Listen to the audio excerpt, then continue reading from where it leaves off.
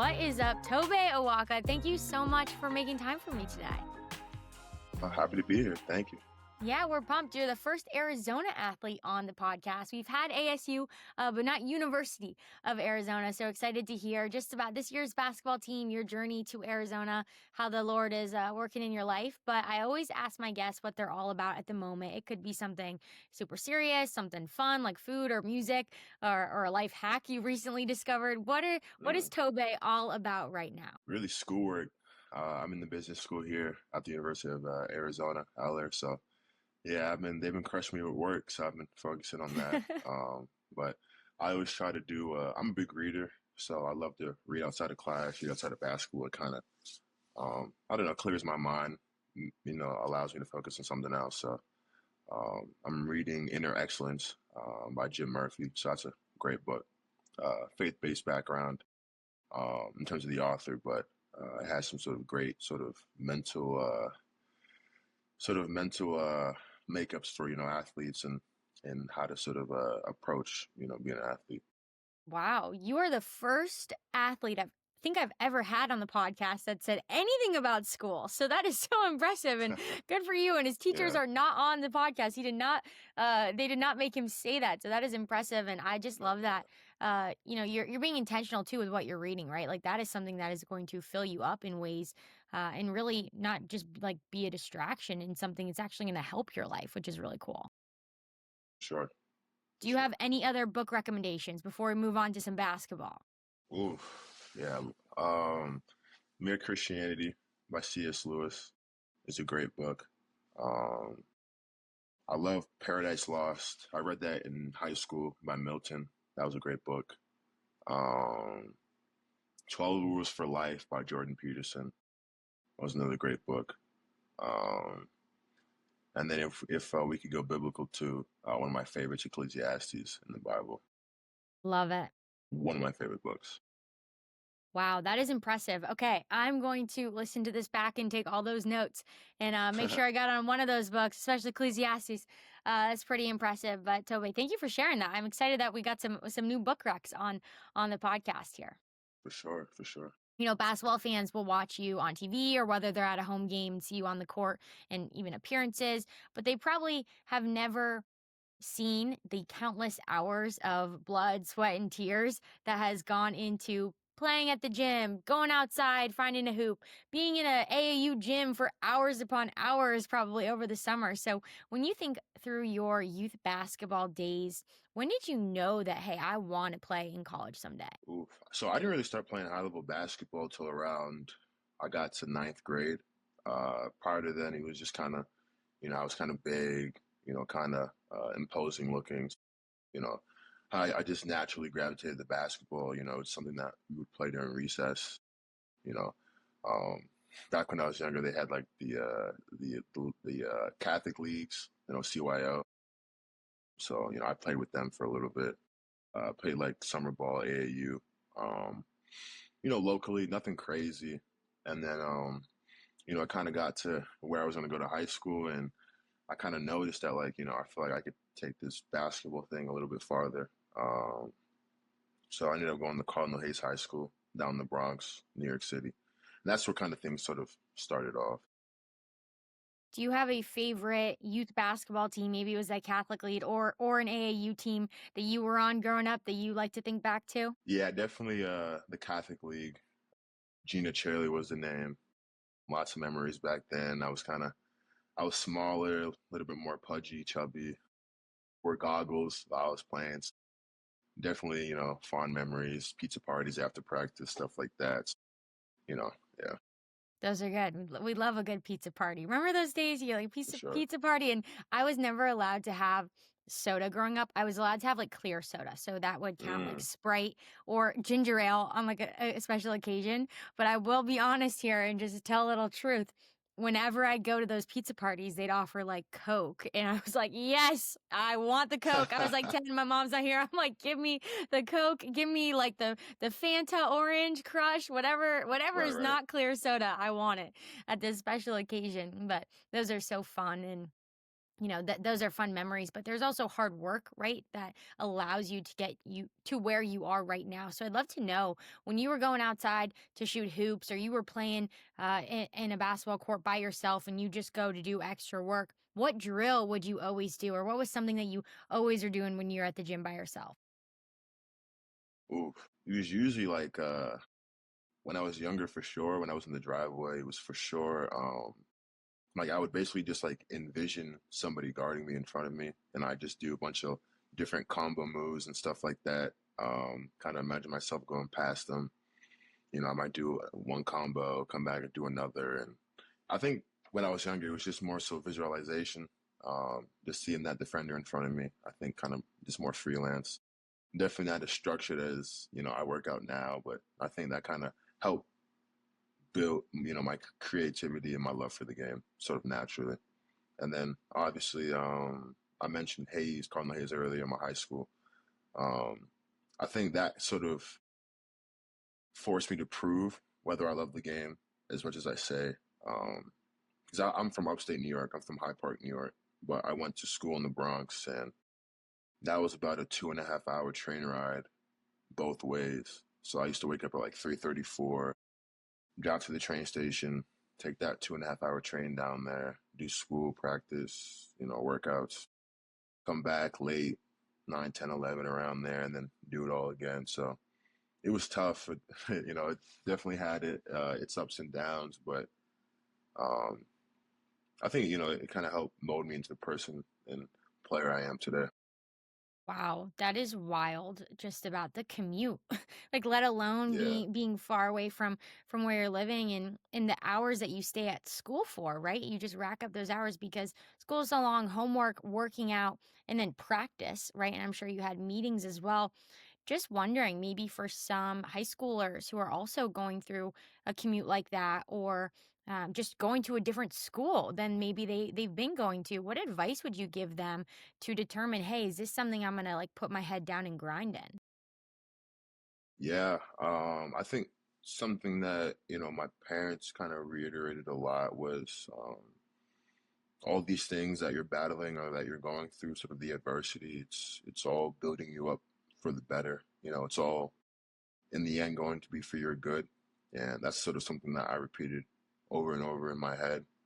Um, I feel like it's given me the tools, within basketball and within life overall to just sort of tackle adversity with a different mindset, sort of approach it with more of a growth mindset, and just see how, whatever challenge I face can be overcome. And I'm sure now no ride to school feels too long for you. Nah, And never, you know how to never. time manage very well. Is that where you started Yeah. reading books? Like you were like, I'm just gonna start reading books on some of my commutes? No, so I mean, I would read books in my commutes, but it started way back. I used to really dislike reading. But my mom, during the summer when we had summer break, would force me and my siblings to go to the library and pick out books. And then we'd pick out the books, we'd read them, and then she'd quiz us on the books. So, eventually it got to a point where, I started to start reading things that I enjoyed, that I liked, and, the love for reading kind of sprouted from there, Wow. Well, shout out to your mom. That is amazing. I for know sure. I lived in a few different states growing up, and one of the first things my parents always did was make sure they took us to library and got a library card. It was like very much Yep, so a yeah, staple. And I actually found an old library card the other day. So I didn't get tested or quizzed.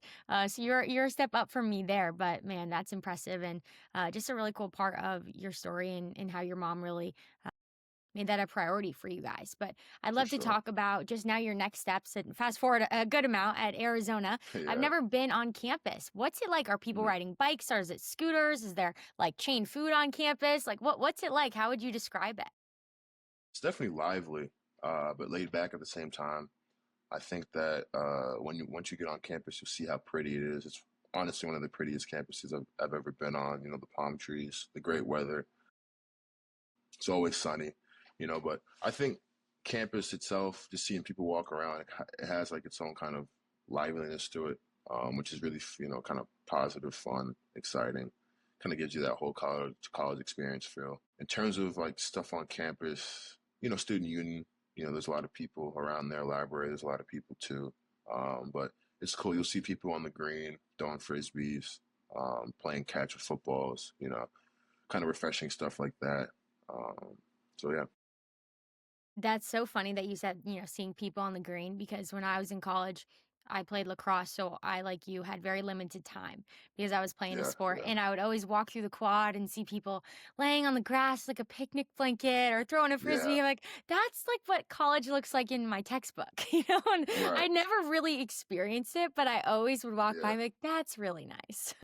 yeah, for sure, I'd love to for know sure. just, you also started your career at Tennessee, now you're at Arizona, very different places from New York. What's it been like just being in the warm weather? Are you liking being with the palm trees? How's that been for you? It's been cool. It's been cool. I think New York is kind of its own place. Tennessee is its own place. Arizona, it's its own place. So it's kind of although it's all the U.S., it's kind of cool and interesting to see the different cultures and different lifestyles and how people operate. But I'm definitely blessed that I've been able to make those stops and sort of make connections and network and to get to meet new people. I'd love to know just about the decision-making process, leaving Tennessee to come to Arizona. What was that like for you just after 2 years at Tennessee? Yeah, honestly, that's probably the toughest decision I've had to make in my life. A lot of prayer, a lot of consultation, lots of thinking, and honestly, once I kind of got the green light, spiritually and from God, that I was making the right choice, I was moving in, sort of in the right direction. It was tough, you know, going through on that, but I think ultimately it's been to my benefit and for my good. Um, but yeah, that was definitely a tumultuous time for sure. A lot of things up in the air, and I think sometimes, as a believer, the unknown can be a little scary. And the whole sort of fact of having faith becomes real and true, and something that you have to sort of put into practice. And that was definitely a moment where I had to. Yeah, I love that you use the word tumultuous because that probably is really what it felt like. But you're also pairing it with saying like you were praying through it. And so I'd love to know just that green light that you had mentioned, kind of from the Lord. What did that look like? It really felt like peace amongst chaos. There's a lot of things swirling, a lot of people in your ear, but internally you kind of have this um, sort of gravity telling you that it's going to be okay. Just follow my steps, and I'll lead you in the right direction. You know, and like I said, it wasn't. It was just really chaotic, really wild. But again, just having that inner peace and moving forward in that, I think was a blessing in disguise. And I think ultimately, just within our lives, suffering, adversity is inevitable. Um, we see that all throughout the scriptures, but at the same time, um, Christ isn't going to take that away necessarily, but He's going to help us walk through that. And I definitely, believe and feel that's what He was doing with me during that time. Thank you for sharing that. I know that was probably a really, like you said, chaotic time in your life, but just Mhm. now with the temperature of college athletics and the transfer portal, so many people and so many athletes walk through that, whether you're transferring after your first year, your second year, your third year, or you're looking for a grad program, right? Like so many Yeah, people are going yeah. to walk through that, and it's awesome when it can be something so positive, and so much good can come from it. So I'd love to know just. I know it's only been a short time since you've left, but looking back at your Tennessee experience, is there anything that you learned there that you feel like, man, I'm so glad that I experienced that. Now I can really invest into it here at Arizona? Well, I definitely think that I was able to build some connections, just through the faith that I, feel like will be lifelong. And then on top of that, I think just like hard coaching, Coach Barnes over there, he's a tough coach, hard coach, and he expects a lot out of you. And I think that for me as a player and as a person, he kind of helped me raise my standard in terms of how I view myself, what I believe I can do. So I think that just my whole perspective about hard work and what it takes to be sort of elite basketball player at the D1 level, at the pro level, being at Tennessee kind of helped mold that. Uh, but then again, those faith relationships as well, I think, are one of the most meaningful things for me as well. That's and I bet what you're referring to goes beyond just hard practices, right? I'm sure, and correct me if I'm wrong, when you say hard coaching, you mean like the mentality that you need to have is intense, and the way that you Yeah, approach film is intense, and the way that you approach your relationship with your teammate is intense in a good way. Is that kind of what you're talking about with the all round, just hard coaching? yeah. I think there's definitely sort of intensity, attention to detail that he instilled on a day-to-day basis. He was one that never wanted to drop the standard. He always wanted to keep it up. So for sure. Yeah. That's gonna serve you so well, and it's so cool to hear that that has been your transition, right? Because imagine just how hard it would be to come into a Yeah, program that was in a very different place, so that's just cool. I'd love to know from you because I was at the same school for 4 years, but I played with so many girls who really. transferred, and I was at the same school for Mm, 4 years. Yeah, I went to Boston mm, College all 4 years, but I had so many teammates that came and went, and, mm, what was really cool is that when we had transfers come in, so much of the time, they were able to bring in so much of their old experiences, and it like changed our team in such a new way and helped a program that really had standards set, had things that we would always do, had phrases that we would stand by, and in ways to play the game of lacrosse, like technique. And it was so cool to see how these transfers were able to not only come in and just be embraced by a whole new friend group, really is what a team is, a whole new friend group, but also the way that they changed the game on like an X's and O's level. So I'd love to know from you maybe just what was the harder part of coming in as that new player, as that new guy on the team? right. I think it's just understanding the culture and the people around, sort of how things operate, how things go, sort of the day-to-day stuff. I feel like the stuff on the court, eventually it'll kind of take care of itself. But it's just kind of coordinating with teammates, um, getting close, kind of bonding, understand what makes certain people tick. Um, I think that part for sure. I feel like, coach is always going to be on you to watch film, to work out, to get better in certain areas. But outside of that, how are you gelling as a team? How are you connecting?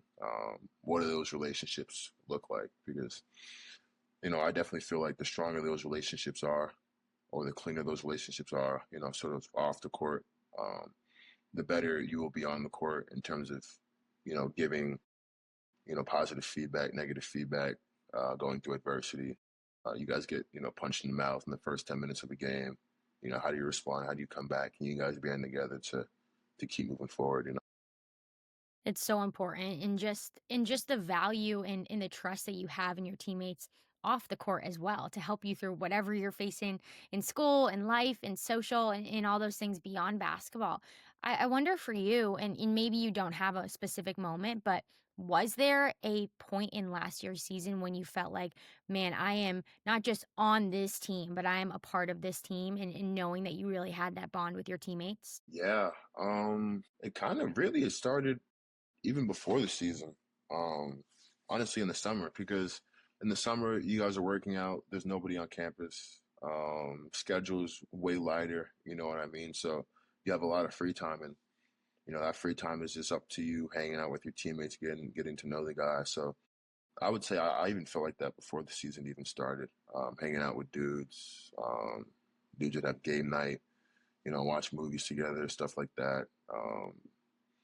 Last year we had a pretty competitive group off the court too, in terms of like pool, playing Uno, stuff like that. So yeah, I definitely felt like even before the season started, even before preseason, during that sort of grind of the summer, I felt like I was definitely a part of the team for sure. So what's your best game? If you're suggesting a game night activity, what are you like? I'm gonna suggest this because I know I'm gonna win. Which one is yours? Uno, I'm solid at. Okay. That's a good one. There's another game that we're playing this year too, actually. It's called Clue. It's like a mystery game. Yes. I am so bad at Um, that game. I've played like one time and it's been so poorly for me. yeah, it's tough because you have to keep track of all these details and stuff like that. Um, but it's cool. It's fun. When you have a good group to do it with. So I would say those two. All right. I'm gonna work on my clue game because it was a one-time fail that I can't let Yeah, define how I feel about the game. But I know that's not the only thing that you're doing outside of just on the court. I've also heard that you started a Bible study for your team. Do you mind just describing what that yeah, looks yeah, like and maybe why you felt compelled to start that? yeah. It was just really just sort of me and my buddy Jalen. He doesn't go to the university, but he's around us, and he actually cuts hair for us here down in Tucson. He's kind of the team barber. All the guys go to him. So me and him wanted to start a Bible study, just us two guys on the team. Kind of caught wind, and they were like, can we join? And then it kind of grew to like six, and then now it's kind of grown to where we sort of invite people from around campus, athletics or not, and it's grown to sometimes 15 people, 20 people, sometimes in a one gathering. So it's been really cool just to see how God has moved. Honestly, it was just kind of started with two guys trying to dive deeper into their faith and learn more about it, and it's kind of grown into something cool and special. So still trying to grow it, still trying to get more guys on the team interested, bring them along, but it's been a great experience for sure. Did you say it was your barber? Is that what you said? Yeah, yeah, That's Jalen. Yeah, so can you walk me through, like, you're sitting there, you're getting your hair done, yeah, your yeah, yeah. haircut, like, what's that first conversation like? Yeah, so it was crazy. So I walked into the this is the first time I met him. So I walked into his little shop, his little suite, and he has a sermon by Philip Anthony Mitchell going on the TV that he has in his barber shop. So I sat down in the chair and I'm like, oh wow, like this is surprising. He's doing his deal, whatever, small talk. I'm like, hey man, this pastor is really good. I love listening to him. And he's like, no way. Like he gets all big eyed. He's like, no way, you listen to him too. And then the conversation just kind of sparked and took off from there, and the rest was history. Um, we were just both looking for sort of a fellow brother in Christ to go deeper in faith with, have deep conversations with, and honestly, just sparked there, just kind of out of coincidence. I love that story. What a cool just way to have like an origin story too for this Bible study that y'all are doing. And I think what's awesome about it is that it's not someone from your school, like not let alone your Yeah, team, but from yeah, your school. And I think it just shows your boldness too in your faith, right? To be hmm okay with saying, hey, I'm noticing that you are investing time into the Lord. And I sometimes I even do this whenever I'm in an Uber and I hear the Uber driver playing Christian music. I know that they're playing that Christian music for a reason, like they yeah, want me to hear it. They know their audience. And there have been times when maybe almost like hesitant to speak up and say something about it. But the times when I have is I know like, no, no, I want to share in this experience. Say like, hey, I love that too. Like I love this artist too. And we both know why, right? Because we love Jesus. But I love to know for you to start a Bible study is not an easy thing, and it's also probably not like the cool thing, right? Always in hmm college. So maybe what is your faith journey like looked like just through college, and really wondering, have you always had that boldness about you to ask someone about a sermon that they're doing at a barber shop, or just start something cool for your team? yeah. Definitely not always. Honestly, so I grew up in a sort of Christian household. Ethnically, I'm Nigerian, uh, through and through. Faith was big in the household, but I think up until the time I got to college, my freshman year, it wasn't, the faith wasn't mine. It was more so my parents. It wasn't really something that I dove deep into. It's more something I respected.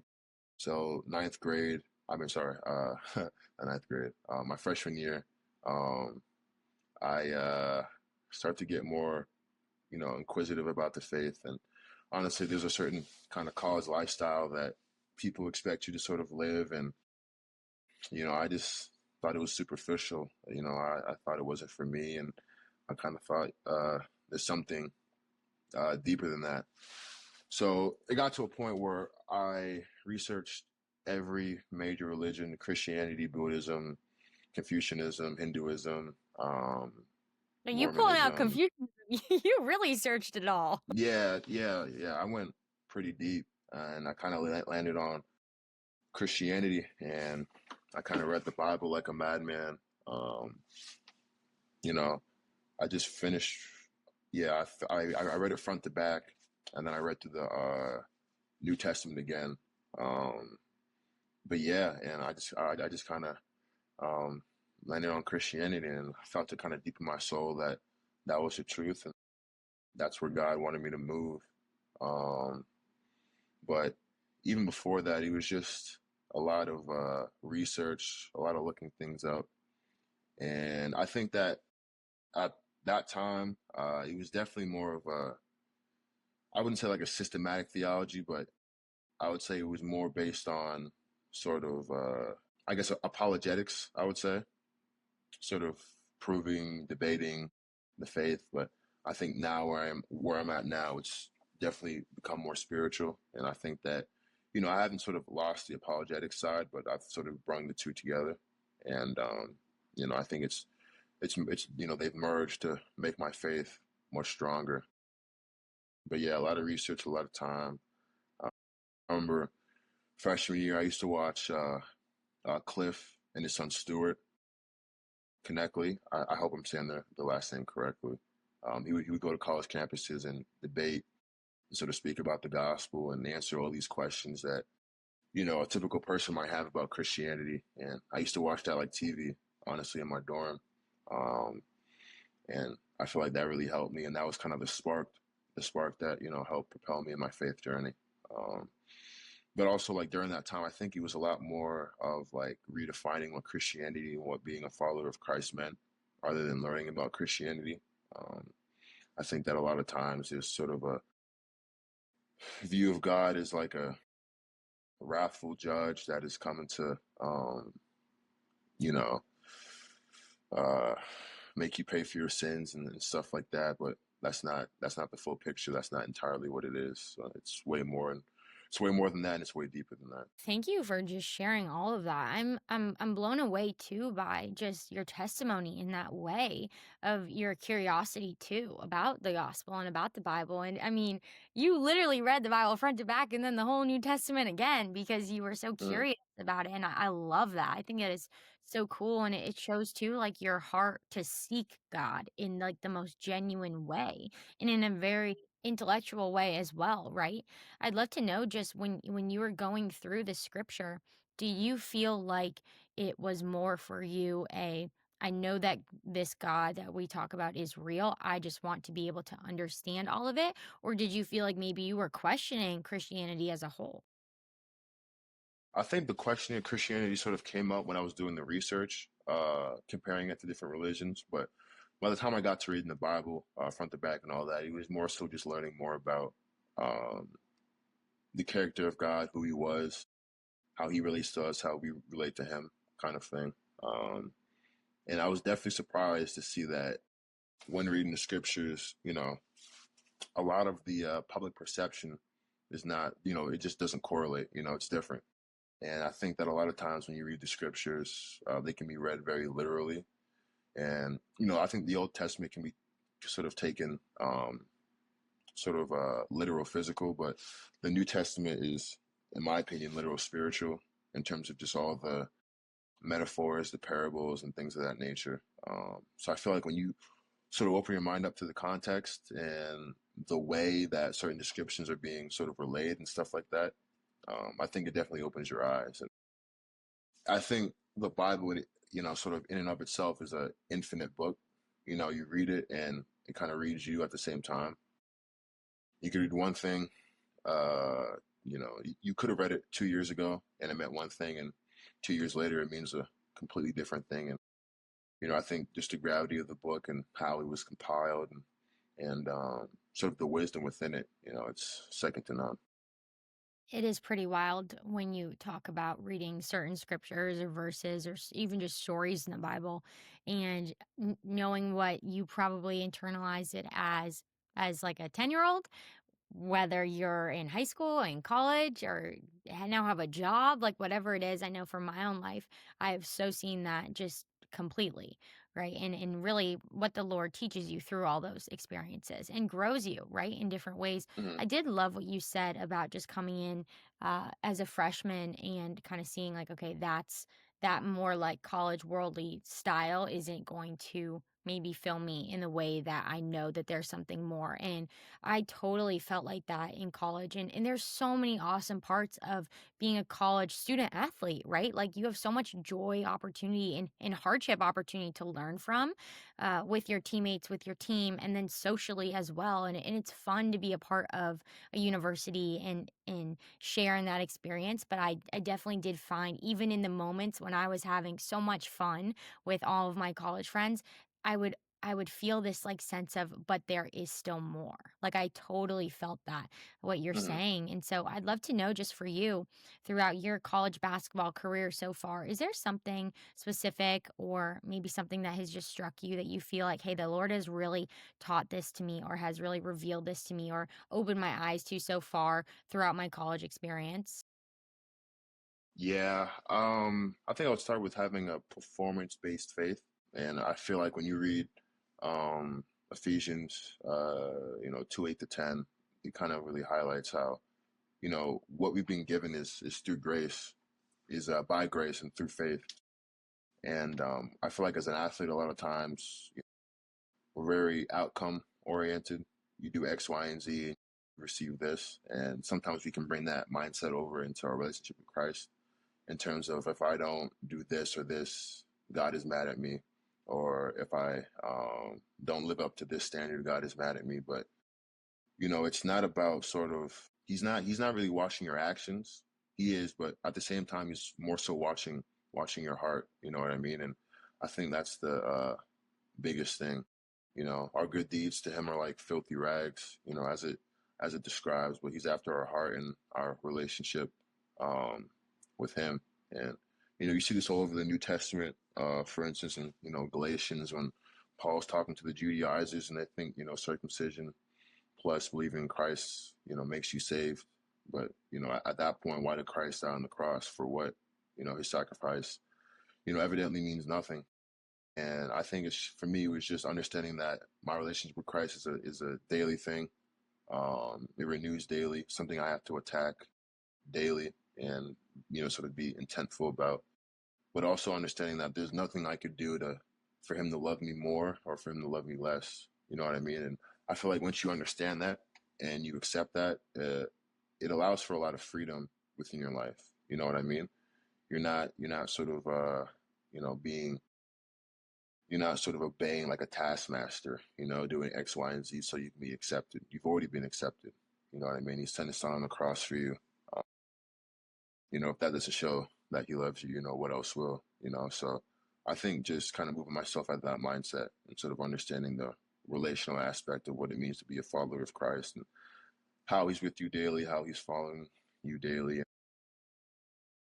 Wow. Thank you for sharing all that. And I love what you said about just like the Lord watching your heart, because that is so true. Because even if you're doing something that might look good outwardly, or Hmm. it feels like a very unselfish act or something generous, but your heart posture is not in the right place, or your internal motive is not in the right place, that's not what the Lord wants, right? And ultimately, that's not doing it for his glory. And so I love what you just said there, all of it.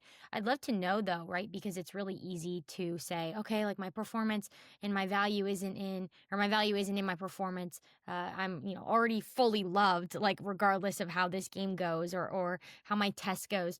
What does that look like for you to surrender every day, like you said, and to fight? I love that you use the word fight because it really is like just like you go out there and you do your conditioning test and you practice for game day, like that is what it is every single day, walking as a Christian who wants to follow Jesus. What does that maybe look like the tangible things that you have to do in order to live that life? Because it doesn't just come by saying like, oh yeah, like, my heart posture's in the right spot and I'm not worried about the outcome of the game. Like you have to do work to be able to get to that point in your heart. Yeah, I think it's, being steady in the word, being constantly reminded about that on a daily basis. I think that just like we need food physically, to stay fit and well oriented, same thing spiritually when it comes to the word as well. And I think prayer is really a big one. I think having that quiet time with God and being able to hear from Him, and also being able to sort of um, give up your thoughts to Him, intercede, sort of on the behalf of other people and things like that. I feel like that's really important. But honestly, I would say even more so over reading the scriptures. I would say just spending that time with Him. Sort of giving yourself that peace, that quiet, because as an athlete, even as a regular person, just there's so much chaos, there's so much noise on a day-to-day basis. That's been in that quiet time with Him, sort of hearing what He has to say to you, asking Him for different things within your life. I think it's definitely important. And then, sort of there's the aspect of dying to yourself daily, crucifying your flesh daily. Jealousy, lust, envy, um, whatever it may be. It's just sort of taking flags of those things throughout the day and sort of you know putting them at the cross of Christ and asking Him for your help, for His help in those areas with those things. And some days may be good, some days might be great, other days might be tougher. You might struggle a little bit more, but um, you know with that we should always go back to Him. You know what I mean? And yeah. That is awesome. Thank you for just sharing that. And I'm so excited to just see how you lead this team this year because it's really cool to know kind of the backstory about what's going on when you're watching March Madness and college basketball or you're going to games and really knowing the heart of the athlete behind, just the jersey and all those things. But I do want to ask you a little bit more about this year's team. So when people are watching you guys on TV or they're at your game, what's something that maybe they don't know about your team that they should know? It's a great question. I think this year we have a team full of comedians, really. Okay. Yeah, Uno players, pool players, and comedians. I think not in sort of like an organized way, but just sort of like in the locker room, guys love joking and stuff like that. I think Jaden Bradley, our point guard, kind of spearheads that. He's a funny dude, and he kind of has his own sort of way of displaying his comedy. Younger dudes like Cole Pete, Brandon Berries, Bryce James, they're pretty funny too. And then Dwayne Aristo too, really funny dude. Yeah, he's a guy that can make anybody laugh. And then some of the older dudes too. I said JB, but Anthony Del Orso, we call him Deli. He has like a old man kind of comedy. It's kind Okay. of more stern and blunt and to the point, but he's a funny dude as well. So I think we all kind of have our ways of making each other laugh, That's good. Sometimes like a dry humor can be the funniest, but I have to for sure. ask because you've brought up all these comedians. Has there been an extremely funny moment so far already this year with this team that just stands out to you that you Oof. can share? Yeah, yeah. Trying to think. Like, I wouldn't say it's just a moment. I would say it's just like there's times where everybody's sort of circled up in the locker room, or after practice, guys will still be on the court, all circled up, and it's just like jokes. Like, I would say moments like that. I wouldn't say like it's one um funny moment that happens like during practice or like on campus or something like that. But it's just that kind of moment where guys are going back and forth around, each other in circles, and the atmosphere is cool, it's positive, it's funny. So yeah. Lot of laughs and that's what makes sports fun, right? Because you're Hmm. gonna look back on your college basketball career and obviously you're gonna remember like big games and tough injuries and hard conversations with coaches, right? But you're really going to remember those funny moments after practice in the training room, getting in the ice bath, like whatever it is with Yeah, your teammates. yeah. And so I love that. Is there any team tradition or something that you always do before a big game or maybe just on the road? I wouldn't say not really. Usually it's really team dinner, night before a game, everybody eats together. That's one for sure. Um, Again, on the team bus, guys like to play Uno. When we're driving to the hotel, stuff like that. So little stuff like that, but I wouldn't say anything, crazy cemented. Are team dinners fun, like post practice, or are they pretty serious? So we'll do team dinners like, let's say we have a away game. We'll practice the day before the game, get on the plane, fly out, and then we'll get to the hotel, and then we'll go out and have team dinner. Have team dinner. We'll eat together. We'll chill. Obviously, we're all sitting together at the table, so it's jokes too, guys saying this and that. So it's like a good bonding time, sort of relief. Before the day of the game, we'll go back to the hotel, watch film, and then everybody kind of just relaxes and decompresses, and next day is game day. The team dinners that I had on the road, it would always end in someone giving like a speech on the scouting report for the next morning for that game. And it's kind of how Oh, okay. it would close it out. So it was fun, but also pretty serious at the same time. Yeah, The fun part was, though, and I know lacrosse teams are significantly bigger than basketball teams, but you have so many circle tables around in those like hotel yeah, conference rooms, right? And you're constantly doing this, looking for whatever like table is laughing the hardest. You're like, oh, I wish I was yeah, over there. Seeing like yeah, yeah. which group of people is having the most fun. And, I love those days and they're so fun. But Tobe, super excited to cheer you and your teammates on this season. Thank you for just sharing like your wisdom. Like it is really clear that you are following the Lord and in the word consistently. And it's cool to just meet a team leader in the college basketball world. And so we're super pumped for you. I have one last question for you about game day. I know you got your headphones on right now, but on game day, do you wear headphones or no headphones before you take the court? Before I take the court, no headphones. No headphones. I just kind of like to take in the atmosphere, kind of be in my thoughts. Yeah. That's it. Okay, you're one of like 4 people that have ever said that on this podcast. So Oh, I wow. like it. Okay. I like it. Yeah. Good So stuff. good. Well, thank you so much for joining the What's Up podcast. We're so excited to point the Sports Spectrum audience to you, and good luck this season. Appreciate it. Thank you guys for having me.